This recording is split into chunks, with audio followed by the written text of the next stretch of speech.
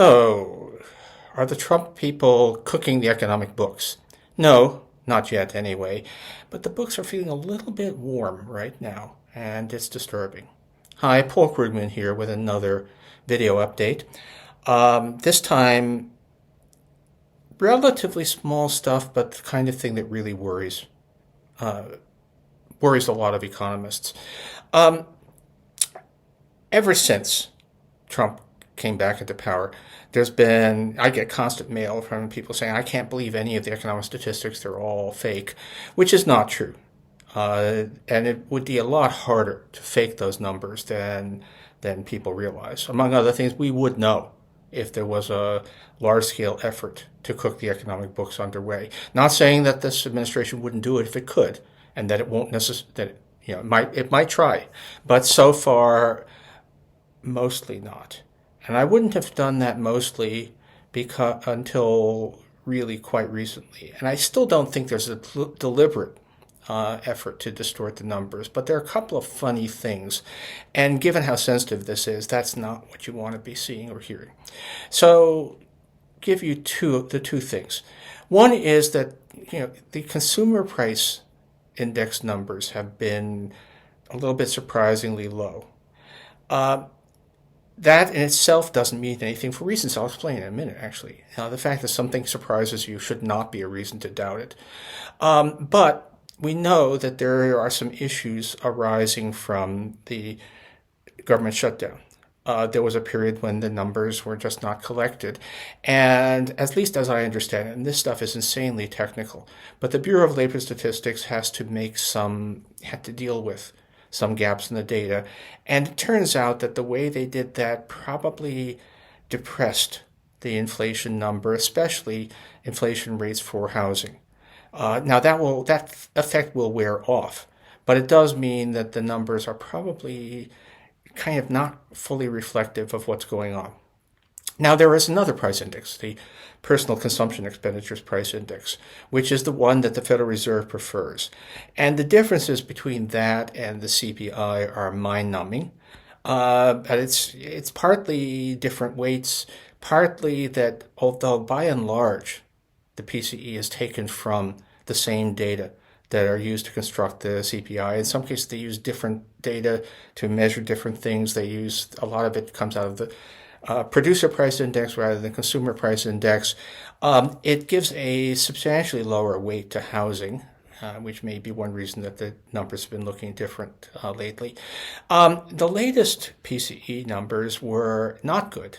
They showed particularly the core rate, excluding food and energy, which is what the Fed really looks at when determining interest rates, is 3.1 for the year, which is above the target, which is 2, and also higher than people were expecting before Trump came in and started doing all the tariffs and stuff. And it's basically consistent with the notion that tariffs have pushed up inflation higher than it would have been without them.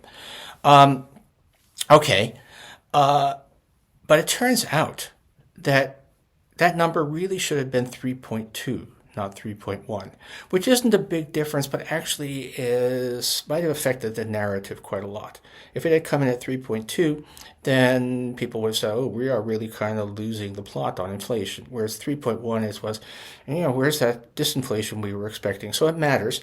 Julia Coronado, president of Macro Policy Perspectives and a very good data economist, noticed something, which is that the Bureau of Economic Analysis, which produces these things, changed their data source for one thing, which is the price of legal services, which is not a big item, but the PLS number, the CPI number for legal services, showed a big spike in the past month, which it's doubtful that really happens, probably a quirk of the data. But they used a different source for that particular number, which was enough to push the inflation rate as measured, the core inflation rate, up by 1/10 of a percentage point. That is not it's not a big deal, and it's quite possible that was in fact a bad piece of data, but this is not something you want to do.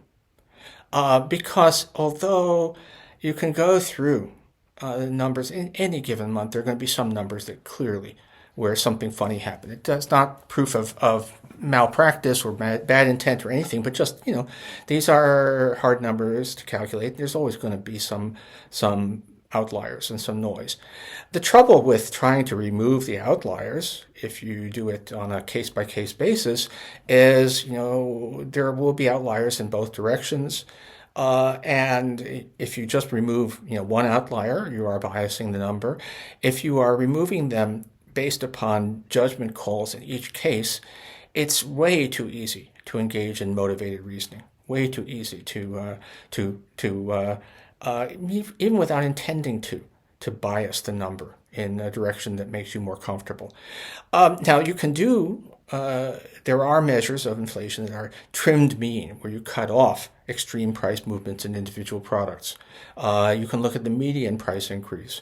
Those are okay because they are unbiased. There's no room for motivated reasoning in them. But that's not what they did. And now, did they remove a number that pushed up the measured inflation rate because they didn't want to show high inflation, or was this, was that somehow political? I don't know. I don't think so. My guess is that this was a mostly innocent decision, but was it in the current environment? It's really hard. Nobody can really be insulated from politics. At least, you have to make an effort to not be political. And what are the odds that this problematic adjustment, was more likely because a high inflation number would make the Trump administration unhappy? It has to be at least something you want to think about, not something you want to be doing. I was kind of suspecting, given the shambolic nature of everything we're seeing from this administration, that if they do end up cooking the books, it will be a scattershot thing, that there will be just a lot of political pressure to not report bad stuff and to not include bad stuff. And it'll sort of creep up on us. There won't be a systematic, there could be, but I don't think there'll be a systematic that they have a Trump flunky put in charge who overhauls all the stuff and leads them to crank out calculatedly false numbers. Although that, I'm not sure that won't happen, but I don't think that's how it's going to go. It'll be more a kind of tilting of everything. And now is the time to really stop that before we lose faith. Take care.